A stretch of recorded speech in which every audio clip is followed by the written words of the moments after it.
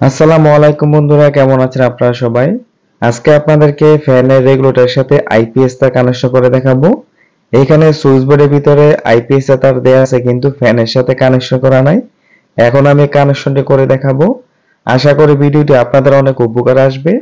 Video দেখে যদি আপনার একটু উপকার হয় তাহলে অবশ্যই চ্যানেলটি সাবস্ক্রাইব করে পাশে থাকবেন। কানেকশনটি করার জন্য প্রথমে বোর্ড থেকে রেগুলেটরটি খুলে নিতে হবে।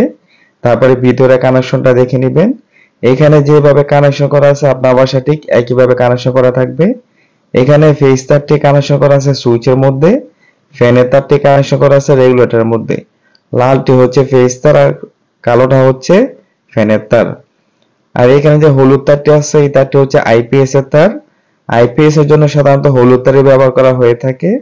আইপিএস মেশিন থেকে একটা তারই সুইচ বোর্ডে আসবে। আইপিএস থেকে নিউট্রাল কানেকশন করতে হয় না, ওইটা ডিফল্ট ভাবে অটোমেটিক কাজ করে। তো এখন আমি এই আইপিএস তারটি ফ্যানের মধ্যে কানেকশন করব। তার জন্য যে কাজটি করতে হবে, এইখানে সুইচের মধ্যে যে ফেজ তারটি আছে এই তারটিকে প্রথমে খুলে নিতে হবে। আইপিএস এর ফেজ আর কারেন্টের ফেজ কখনো একসাথে করা যাবে না, আপনি যে কোনো একটা কানেকশন করতে পারবেন। তো আপনি যে সুইচের মধ্যে আইপিএস তার কানেকশন করবেন সেখান থেকে ফেজ তারটা বাদ দিতে হবে, সেখানে আইপিএস তারটি কানেকশন করতে হবে। তো আমি এখানে সেই কাজটি করলাম, এখান থেকে ফেজ তারটি বাদ দিয়ে আইপিএস তারটি কানেকশন করে দিলাম। এখন এই সুইচটা আইপিএস এ চলবে।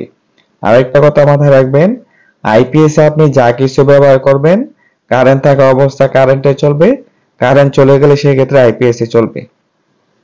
আর এখানে যে ফেস তারটি আছে এটা কস্টিপ দিয়ে ভিতরে সুন্দর করে রেখে দিবেন। তো এই হচ্ছে কানেকশন। এখন আপনার এই ফ্যানের সুইচটা আইপিএস এ চলবে। তো আশা করি আপনারা বুঝতে পারছেন কিভাবে আইপিএস তার কানেকশন করতে হয়। শুধু ফেস তারটা বাদ দিয়ে সেখানে আপনি আইপিএস তার কানেকশন করে দিবেন।